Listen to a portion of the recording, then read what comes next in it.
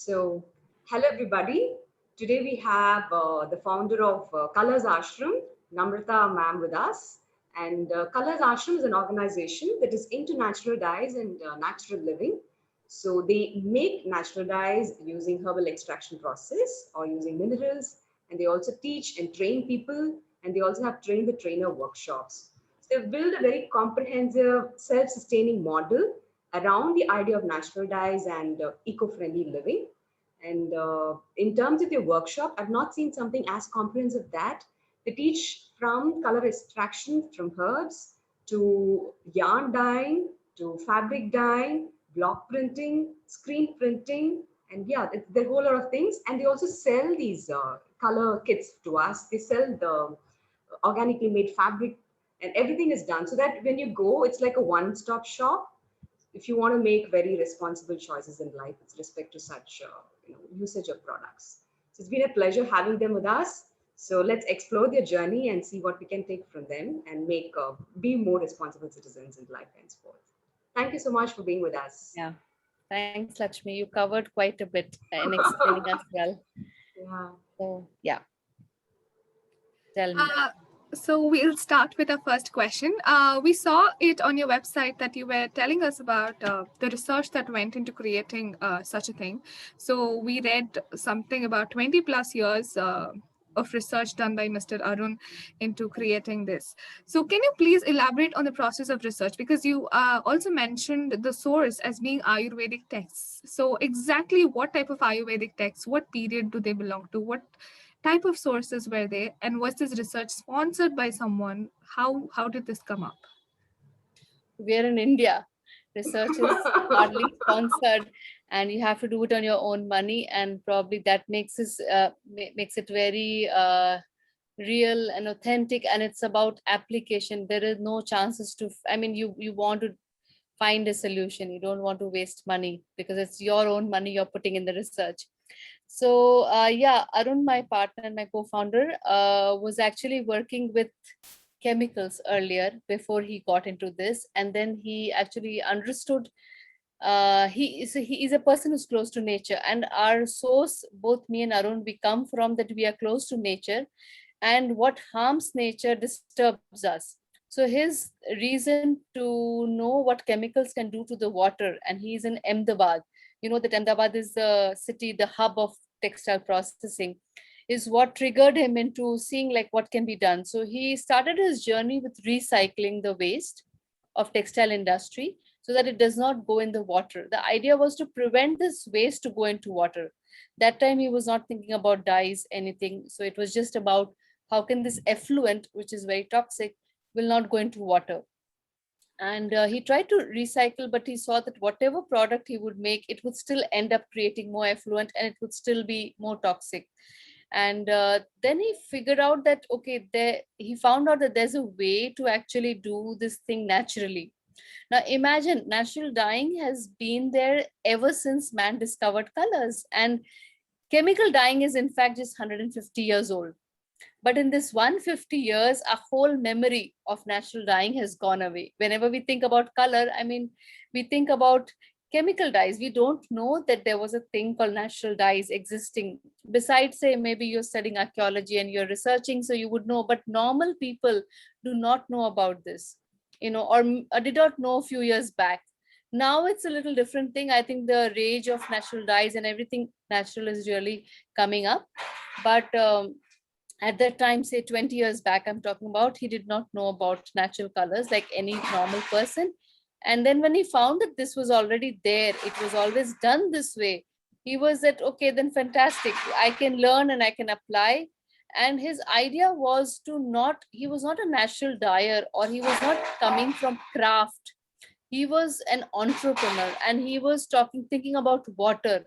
So if a person works with small amount of natural dyeing at any level, then you can really not bring any impact on the water or any part of ecology. The thing is that the maximum effluent is coming from big textile industries. So he thought that the change has to be in the industrial level, not at hand level. Hand level is already continuing, but people don't know, people don't have access, and you don't pollute that much of water that an industry does. So he wanted to apply this knowledge of the traditional process of natural dyeing into industrial scale, how to bring impact. And he did go to a lot of teachers. First of all, it was very difficult to find a teacher because nobody was doing natural dyeing, and some people that he found, like there were these Rangreis, the Muslim people who used to do dyeing earlier, had stopped doing natural dyeing now, because they said the children are not interested and they don't think this is the way forward. Nobody's asking for it. He really wanted this elderly gentleman to teach him. And he said, there's no point in learning. I mean, nobody's going to apply it. And even when he started teaching, he was not very comfortable to share everything. And when Arun shared that he wants to do this process industrially, then he went completely, like, this is not, you're not the right person and this is not what you should do with it. So a lot of handicraft and natural dyers, they can't think about industrial application, and they feel like it is something very evil and you should not do it and we should not change the craft. But it's not about changing the craft. That place that craft has in natural dyes is very sacred, and it's going to be as special as hand weaving or any handcraft. But that natural dyeing should not come into industry, and it's going to affect their work is not, it's probably a very narrow thinking, a small thinking. I think we and in a way it is actually logical, because everything which is pure, sacred and natural also tends to get polluted when it goes out in the market. That's also there. So probably they wanted to protect the knowledge. So I mean, it's not that they were doing something good or bad, but it's just that there is this dichotomy, because anything when you open up, there will be corruption in it, there will be wrong use of every good thing. But still there is a need to take this challenge and to go forward. That's what I think drove Arun to try this industrial application. So with his half-baked knowledge from the people, whatever he could get, he was not ready to complete his training. Like the gentleman was not ready to teach anymore. So he actually bought some books from a few places. And at the time, spending money on books, and these were very expensive books that he bought, and he did buy books, and then he just went hands-on. He did not wait for anything, because there was just a desire to see of what can be done with it. So he started work from his kitchen with his wife, and then slowly he brought it to a lab process and started to see how it could be done on machines. So these 15 years, I mean, 15 years of his journey was to dye a fabric on machine process, and that he saw a lot of failures. But he is here now, he can dye thousands of meters with natural colors on industrial textile machines. I don't know if you're aware, but these machines are like jigger machine, soft flow machine. All these machines that dye fabrics with chemical dyes can actually be used to do with natural dyes. Now, this was a very, but it is not as simple as chemical dyes. So the process is still needs a little, it's actually, natural dyes cannot be done without experience. So it's not something which anybody can teach you and you go and you start doing it. You need to form your own experiences and your instinct, and you have to be very mindful in what's happening, because natural colors are very, very interactive. They change on slight change in pH, on slight change in temperature, on moisture, on water, so many things. So the variables are so many that you can't really control, and the process is natural. So by the name of it, it is going to change from time to time, season to season, material to material, and water to water. So these were some things that he was mastering in these 15 years. Not only did he manage to do the industrial scale dyeing, and he is a pioneer in India actually, and maybe in the world, I don't know, to be able to do such large scale dyeing. So you will find a lot of companies who actually manufacture or extract natural colors and they sell it. But if you ask someone, can you dye for me thousands of meters? I don't think anybody can give you that answer yet. So that is what he actually did. And he did not do it on just fabrics. So he tried to do it on a variety of fabrics to cover all segments of textile. So towels, innerwear fabric, normal fabrics, woven fabrics, yarns, dobby. I mean, you name it, the different kinds of weaves. So he tried to create a dyeing and create products to just check if it works on all kinds of products, textile products, from bed sheets to towels to innerwear to fabrics to garments, and he could do it everywhere. So that was his 15 years of working. And then after that, he actually thought that, okay, now it's time to probably standardize these colors, because these, so yeah, natural colors do not work on a single basis. Like, you can't take one herb and color with it. They need to be a combination of herbs to cover a lot of properties, like the fugitiveness, the light fastness, wet fastness, maybe enhancing the color, maybe fixing the color. There are so many things into it, right? So this whole combination of herbs is what is the master, I think, the skill of people who do natural dyes, and they don't really reveal that to anyone. They can teach you how to take out colors and you can apply, and then you will see, oh, but it is not color fast, oh, but it's not light fast, but it has this issue, that issue. So the whole combination of lot of herbs and lot of different plant materials is what makes natural dye successful, and that only a person with experience knows how much and what to add and what to do. And that is one of the things. Second thing is that natural dyes can also be using toxic metals, heavy metals, and chemical fixers as well. So nowadays, natural dyeing, which you see around, which are very cheap fabrics, which are being sold as vegetable dyed fabrics, if you go and ask them what is the fixer that they are using, they will tell you it's all chemical fixers, because they say otherwise the colors won't be bright, otherwise the color won't be fast. So that is the point lost.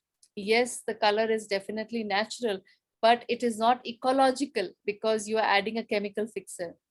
So I'm going to come back here and say that we are not natural dyers. We are more of ecologists. We are looking at natural dye as a solution to not polluting water. If today natural dyes become a problem, we will probably look at something else. But the idea is, how can we remain in harmony with our air, soil, water? That is what drives us. And right now, natural dye seems to be the best way in terms of color application. So Arun has not been using any heavy metal or chemical fixers with their natural colors. And the mordants or the fixers that we use, so you can't do it with completely plant-based mordants only, though you do find some plants which are fixers as well. For example, hartaki. So harda is a very common fixer as well.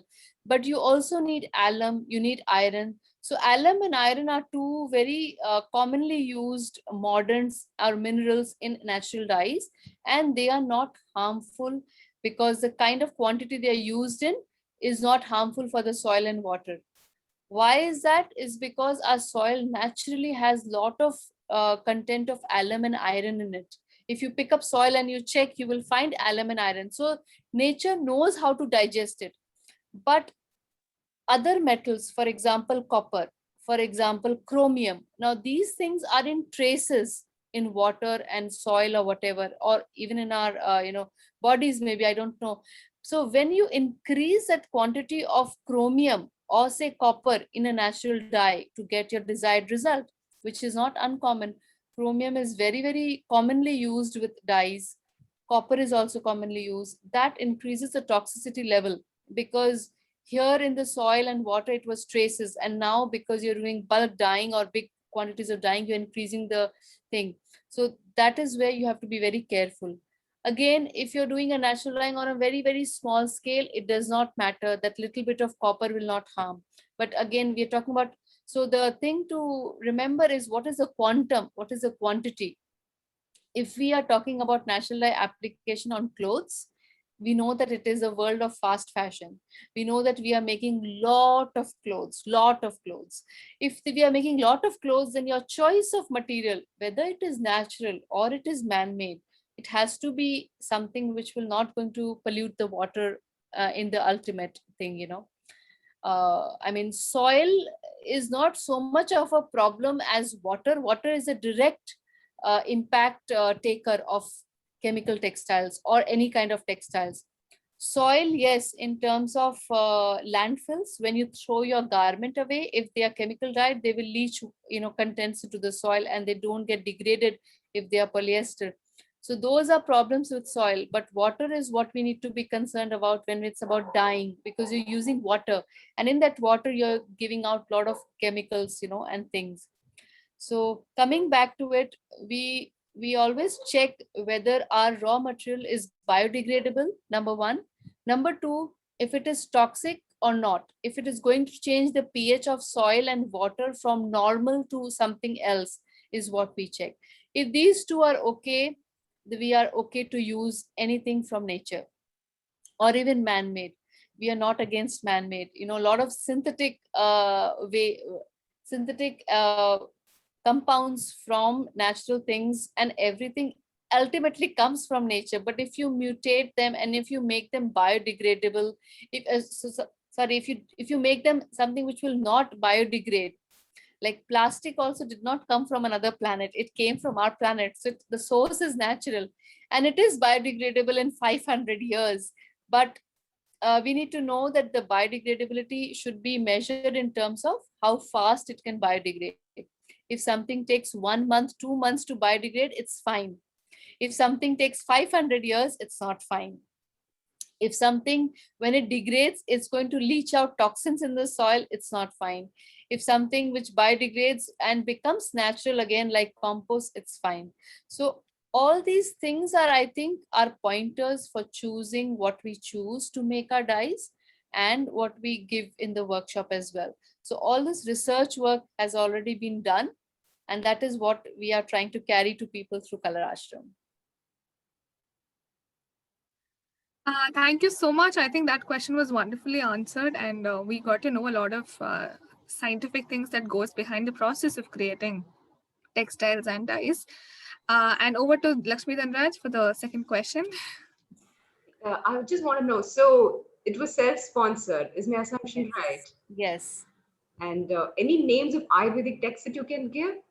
Or Text.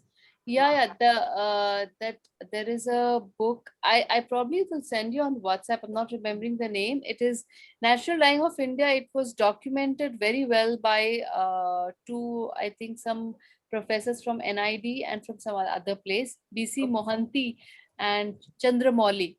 Yeah. Okay. So I can share the exact name of the book with you on WhatsApp. So Okay. that is kind of the Bible of natural dyes for Indian documentation, I would say, an Indian book which documents everything very well. Now, lot of these processes can't be done anymore because they talk about use of cow dung, goat dung, and many other things which you don't get right now. But then the chemistry and the understanding is very, very, if you go through this book, I think anybody can try to experiment and come up with solutions to create their own natural dyes. So the thing is, natural dyes should be made adapted to today's time, energy, resources, and what we have around. We are not living, the industries are not working out of villages. So the access to wood fire or the forest, material is very less. Even if you get them, how do you process? How do you keep a storehouse of so many materials? How do you keep boiling something on LPG fuel? These are questions one needs to think about. So we have really changed the process. We are using the same ingredients as what in traditional natural dyes people use, which is hartaki, madder, indigo, alum, iron, dhavdi, all these things. But our process is changed. So the process is such that we're not using fuel. You can do a cold dyeing. You don't need to keep burning fuel to extract colors. We are giving you colors in a powder format, a combination of herbs, which you can mix in water and make your dye bath, and maybe just apply heat for fixing or just, getting your fabric ready or washing.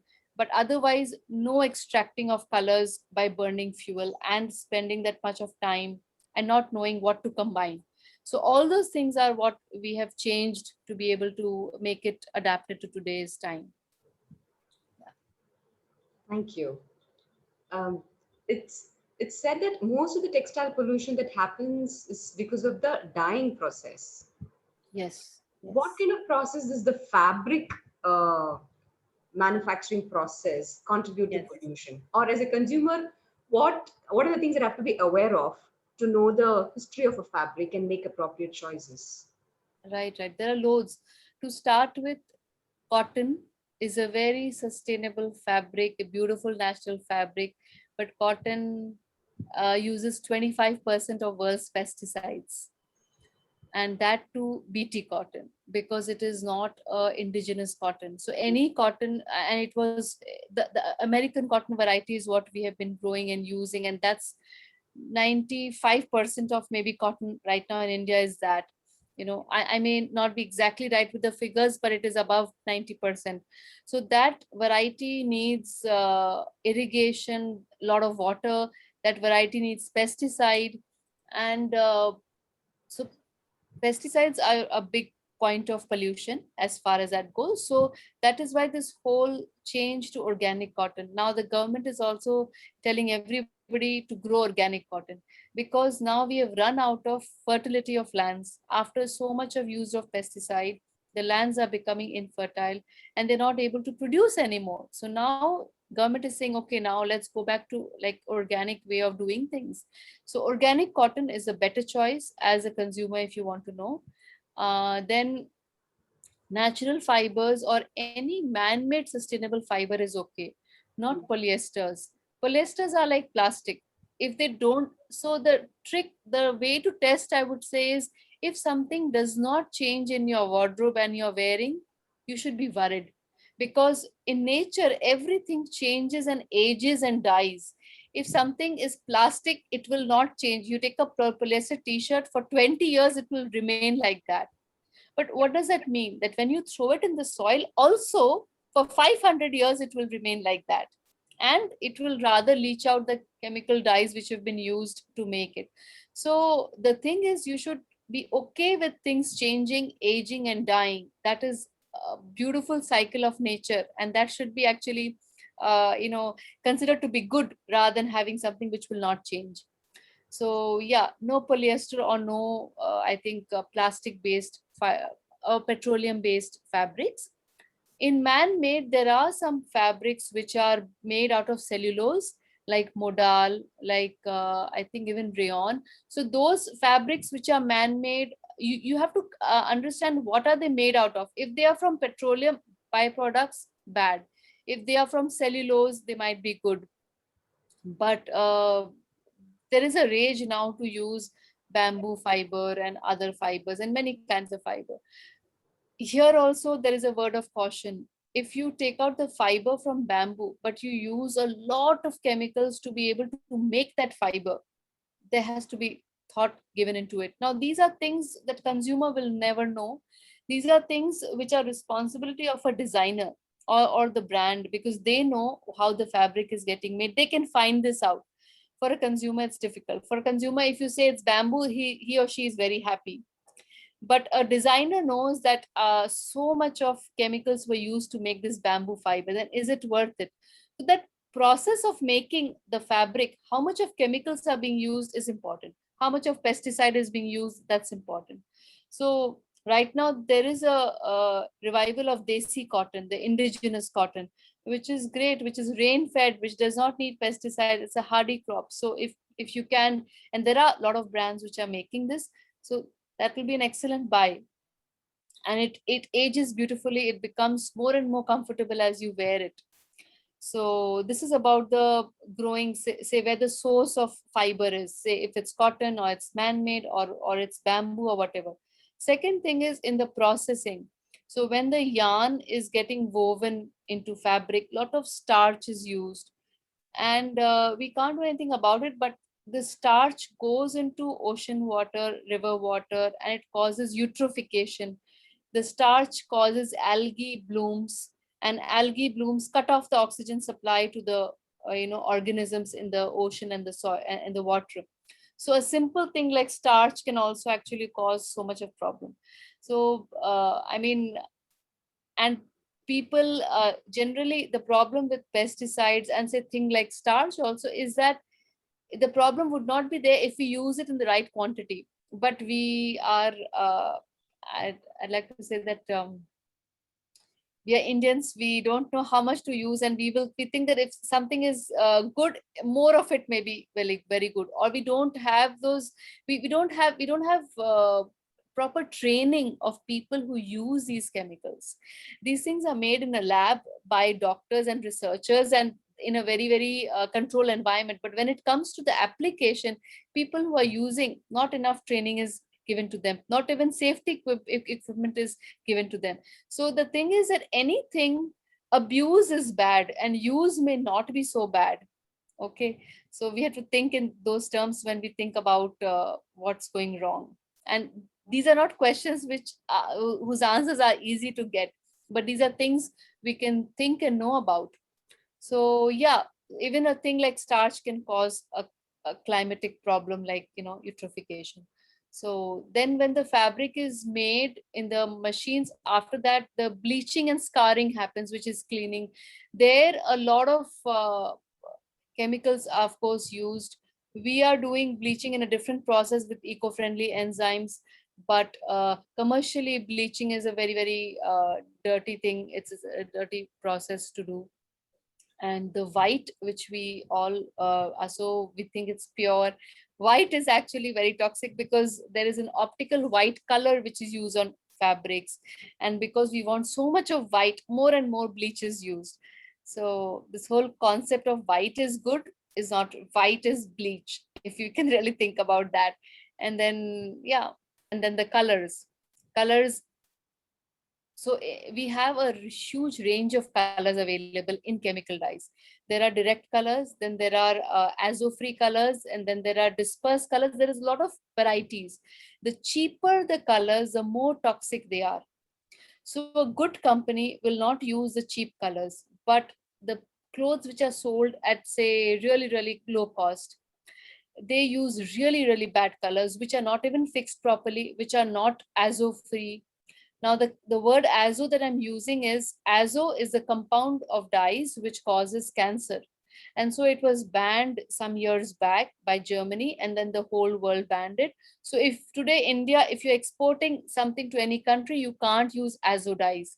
But locally in India, when things are getting made, as azo dyes are being used because it is cheaper to use that.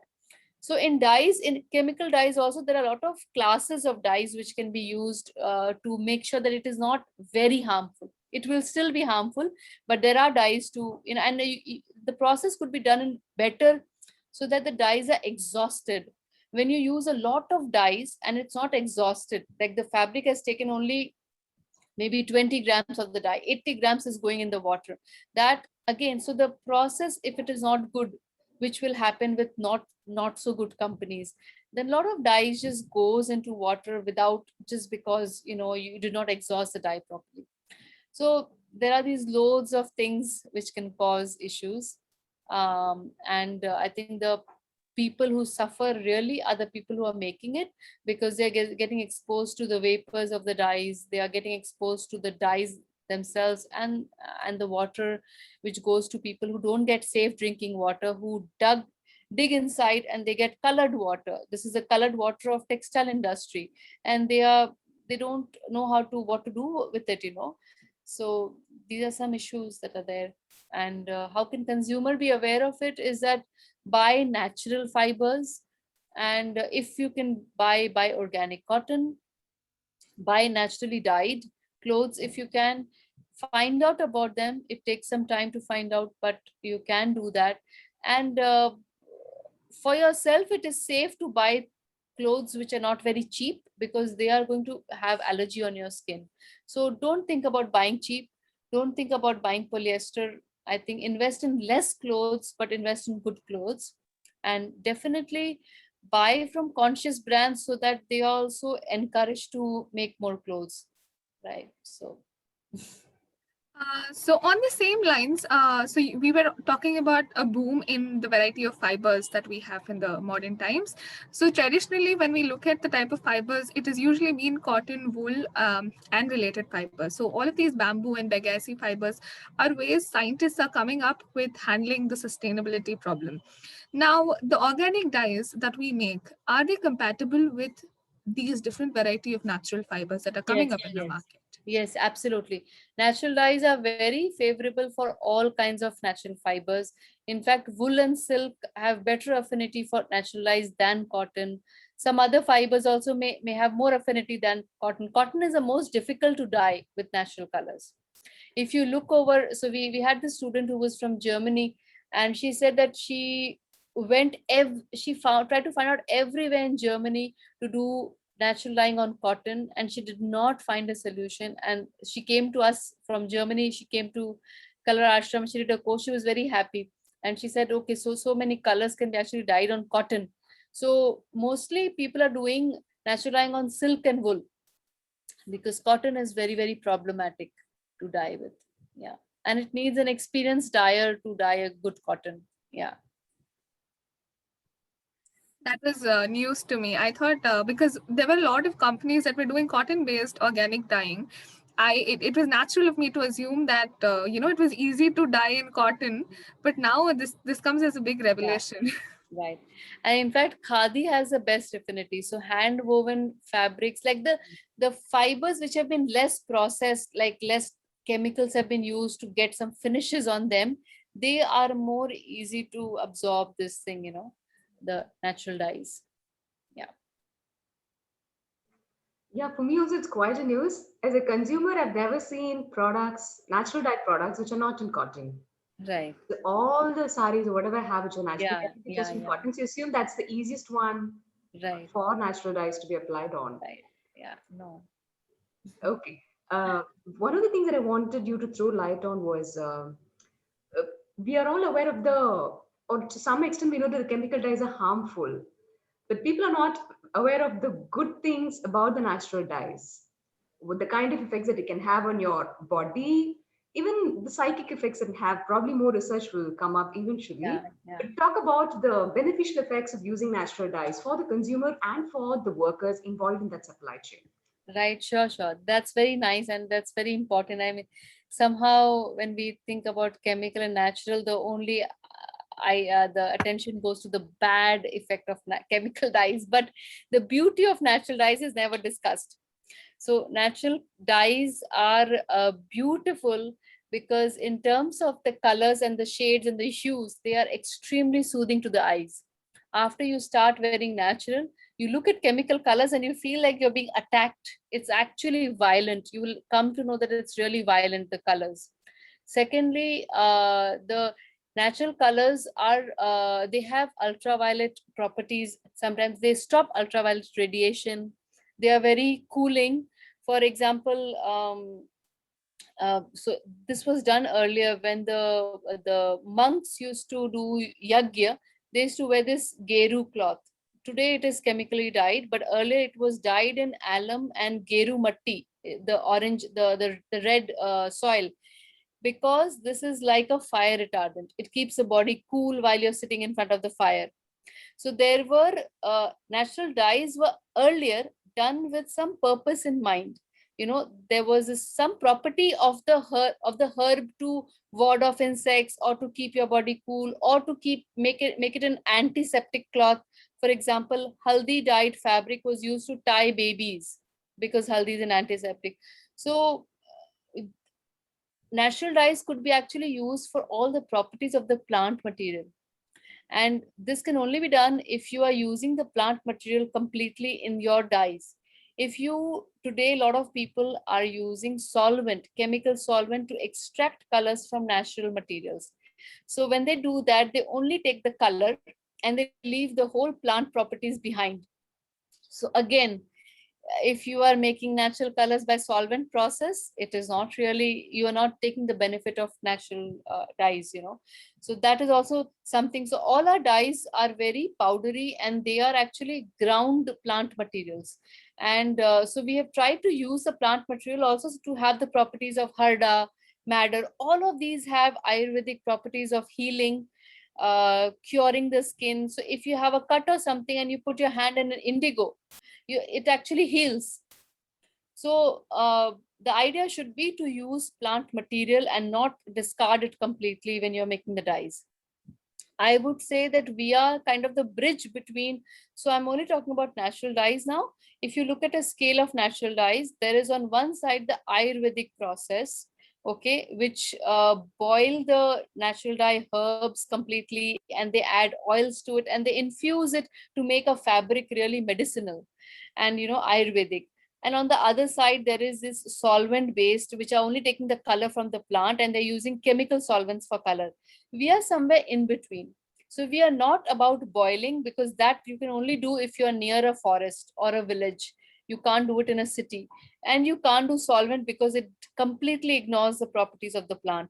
We are somewhere in between. So we've made this formulation of dry powder, which you mix in water and you use it to get the color. But we are not this, we are not that, we are in between. So to make it affordable, viable, doable, scalable, and standardized, in this, it can't be applied on an industry level. You can only do it on a hand level, the Ayurvedic dyeing.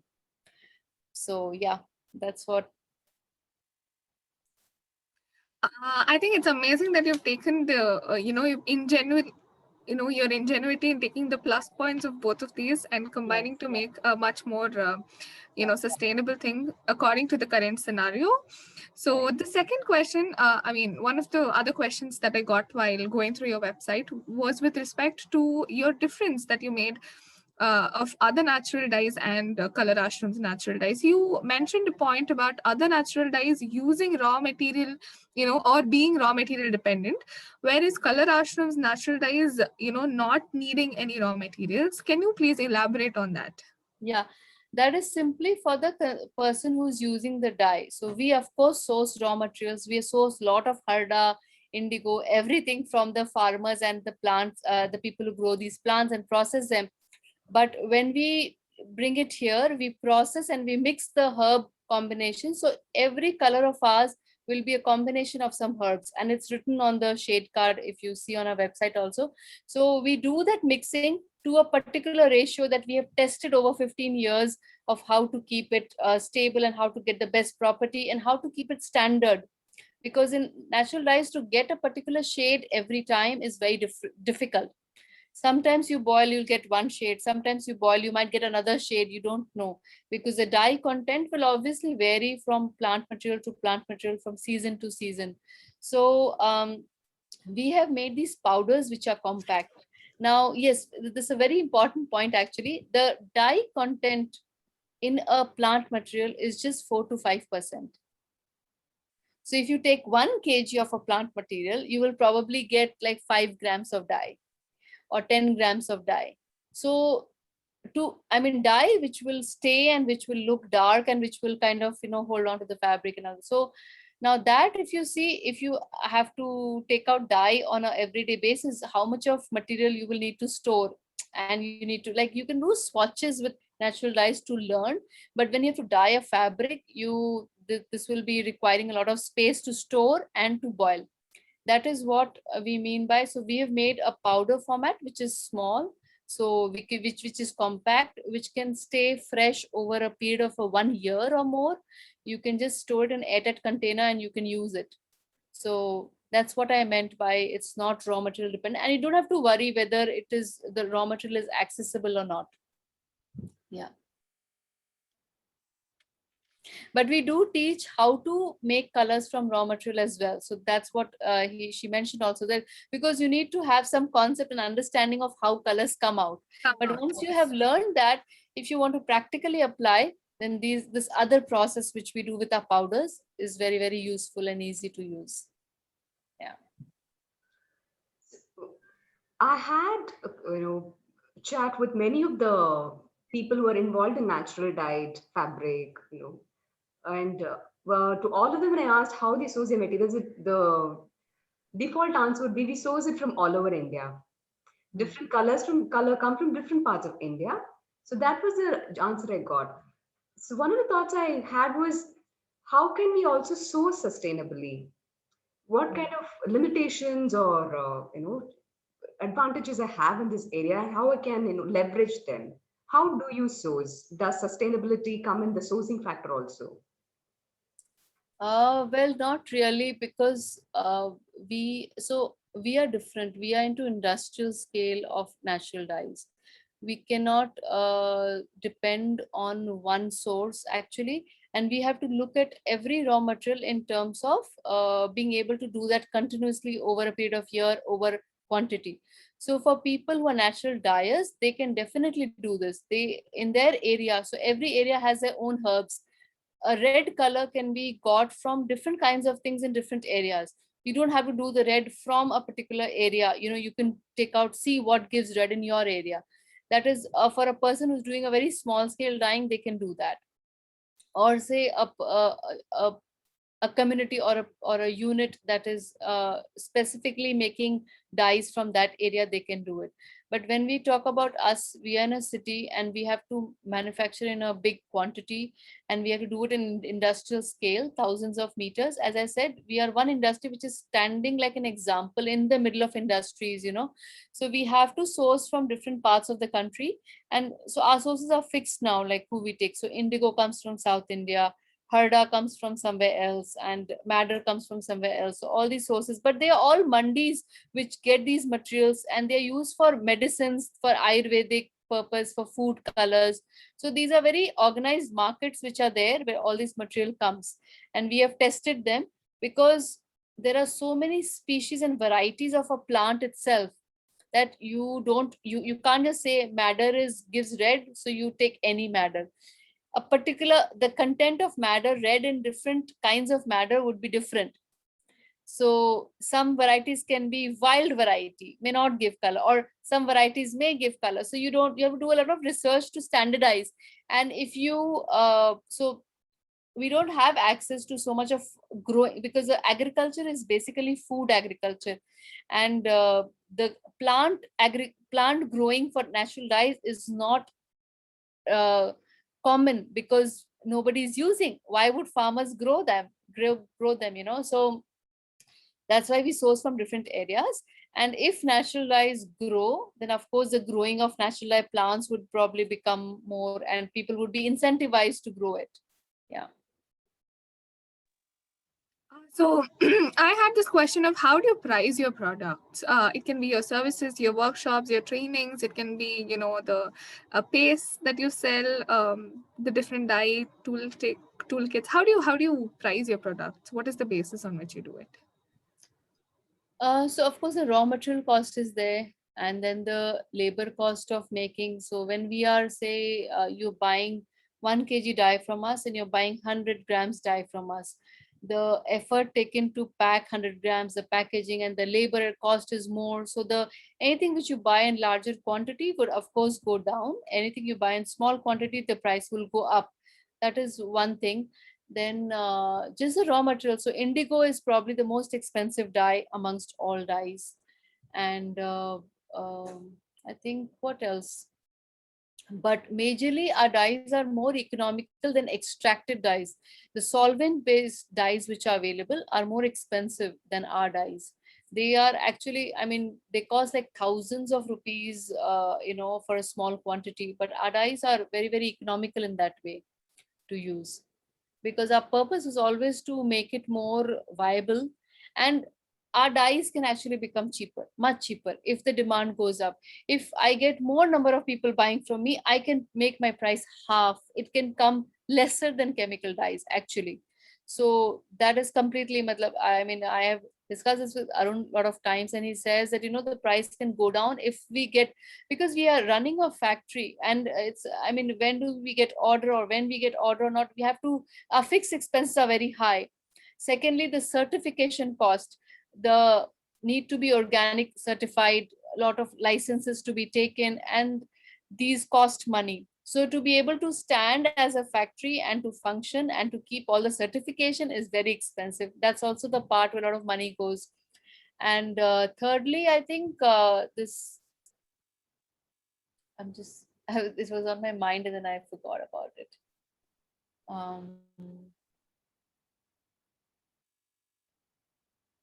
It slipped my mind. There was another factor which affects the cost. I'm trying to remember now. Yeah, I think certifying all these things also takes a lot of time. Then the research, as I said, is self-funded, and we have to continuously, we make a lot of losses, lot of mistakes. So when we, any kind of formulation changes, you want a dyed fabric which is plain. Now, if there's little problem which happened because of some reason, the whole fabric has to be re-dyed, has to be changed again. So a lot of wrong mistakes happen, like when you are doing naturalized, because it's constantly evolving and changing. And from the experiment level for every new fabric also is always there. So a lot of money goes into research part also, which is there, which is not there in chemical dyes, because so many years of common research has been done and now everybody knows what to use. Though they also spend money, I'm sure, in a lot of research, but in natural dyes, the cost of research and learning, the learning cost is very expensive. After that, it is not so expensive. I think touching upon your previous discussion about pricing, one of the factors which is considered as an issue in the organic sector is the pricing. So it is usually Demand. seen to be a bit higher than the common industrially made clothes or is Yeah. everything else. So for this to percolate down to the rural and the low income group, there needs to be a mentality or mindset change. You know, we have to make them move towards or understand the importance of sustainable and practices. So how do you think we can do it more? Yeah. Just one moment. I'm going to change my thing. My charge is gone. Okay. I'm going to disconnect from here and join the meeting again from my phone or something. Okay. Yes, I'll, we'll switch turn off the recording then. No yeah, issues. Do that, do that. I'll just rejoin. So one of the factors that has been affecting this change and adoption of organic clothes, sustainable practices, has been the pricing factor, at least with respect to a market that majorly comprises of people belonging to the rural and low-income areas. So how do you think we can make this mentality change and make them adopt these practices? What are the ways you think? So there are so many things in this, it is in the rural. I mean, these are people who know, who have access to dyes, and they do dyeing also. So, sorry, one second. Yeah. The rural today follows the city. Even if they have access to cotton, they will wear polyester because they see it on the screen, and the media tells that that is cool. I have often questioned when I used to go to, say, weaving villages and all that, and I used to see the family weaves beautiful sarees, but the woman is wearing a polyester saree. I'm like, why is she not wearing your woven saree? And so that mentality that this is only meant for sale and it is not meant for us is one thing. Secondly, they follow the city, they follow what is the trend, and if the H&M is selling polyester, I think polyester is cool for everyone, they think. So those things are there. Secondly, the cost would really come down for as such on an actual basis if it is done industrially. Till industrial application happens, the cost will always be high. A handmade product can never become cheap unless you are making it for yourself. If you are selling it, you put your value, your labor, your time into it, and the cost really shoots up. Also, the resources. I mean, in the bulk dyeing, in the industrial dyeing, you can actually use lesser water, lesser dyes, and lesser time, and better, finish and everything. So those things are there. And I think the thing has to percolate from top to bottom. It will never be in the bottom first. So why the low income group? The high income group people itself are not aware, and they're not endorsing natural dyes right now. So first they need to endorse it, and for them, I think, for them to change, the designers have to change. The designers have to put it out. If faded jeans could become so trendy, what is wrong with the fading natural dye? And it is so, it's the mindset. The people who have the power, who influence the designers, the brands, these people, they have to take the lead here, because everybody follows them. That is one thing. Second thing, I feel that the consumer awareness itself could happen. And that was one of the reasons why we coined this term called color re-evolution. which is a movement we hope to kick off in some time, where general people spread the awareness about natural colors and the problem with synthetic colors, so that the consumer becomes aware. We feel that if the consumer is ready, the brands will change. It's also a demand supply thing. If you demand it, they will change. They will do anything to lure the customers and to sell something to the customers. But the customers are not demanding. Like earlier, like 10 years back, when I was talking to some big companies and I was telling them that, you can use natural dyes, we can tell you the process to use it. And they said, no, the consumer is not asking for it. Why should we even think about it? So they will never change till there's a demand. The big manufacturers I'm talking about. And big manufacturers will only change if the brand and the designer, and in the fashion world, that somebody startles and they say that this is a new trend, then manufacturers will change. So these are the two things I feel can drive the change. And if there is a demand going up, the cost will automatically come down. More people also doing it, not just few people. Like if more industries start using it, there'll be lesser and lesser competition, and there'll be more availability. So yeah.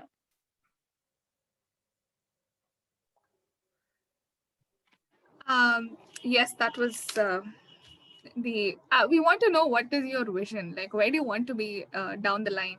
What do you think is the, like, what is your objective aim? How do you want to see yourself in a few years' time?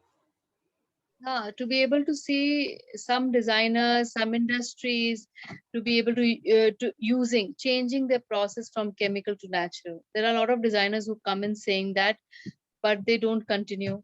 There are a lot of industries who are still big industries who are actually experimenting with the application.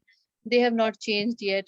The change has been very slow. Like people do come to us to get the fabrics dyed, or they take from us, but they are not using it in their setup. So I would definitely want to see some industries start using natural dyeing. Designers taking this as a complete brand, not using chemical, but only using natural. And bigger than that, if we can have a community and a network where people are talking about it and people are demanding it, people are sharing the information, because information is also power. If people know that if people know it, then it will really percolate. And actually, I would like to see at least, I mean, I made a vision, I don't know how many years it will happen, but say in 100 cities, there would be some natural dyeing center where people can go. So some small units which can actually, you can go and do. So train the trainers program was also designed so that in every city we have some leader of color ashram, or say of natural dyes, who people can access. So people don't have to travel from Bangalore to Ahmedabad to learn, or from Hyderabad to here. There will be a person in Hyderabad who is a leader, who is constantly in touch with us and can teach. And surely you can do dyeing at your home. You can upcycle your garments. That's another vision. We have taken out a process by which you can take your old garment, re-dye it in a natural color and wear it. If you can't buy it, re-dye an old garment and wear it. So people learning and having a bigger team and spreading is what I think our vision and challenge both is right now. Yeah. And we are looking for having more people on our team. We can't. Now the cycle is, if we don't have a lot, we don't have money to pay them, we can't employ them. So if the demand for natural dyeing classes increases, and maybe we'll have more income where we can have more people. But having a dedicated team that comes from the core value of ecology is something we are really looking at. Yeah. Wishing that all your dreams and wishes for this ecological balance does materialize and you get to see all of it. So really Yeah. wish that from our hearts. And those who are watching it, you know that they're doing workshops and all of this, but I was surprised that you also do workshops at your own place. The place that, Yes. yeah, you request for, and you set up dye cafes and even scientific labs for dyeing. So these Yes. are opportunities for people to consider if you want to move to more eco-friendly decisions and choices in your life. Thank you very much. I hope the awareness that you've thrown today would translate into more environmental friendly decisions for all of Yes, us. it is. I can already see both of you have held the space for this conversation with so much of love and interest. So I think it's already happening, no? Two people accepting this, and really you read about my work and then you asked me relevant questions is itself a good sign. Wow. Thank you. Like as they say, asking the right questions is important. Rest is all absolutely going to happen on itself, by itself. Yeah. Right? Thank you, Lakshmi, and thank you. I don't know how to Ariel, pronounce ma'am. it. Ariel. Yes, ma'am. Ariel. Yeah. Yeah. See you. Yeah. Yeah. Okay. Thank you so Thank much. you. Thank you for your time. Lakshmi, you've stopped recording?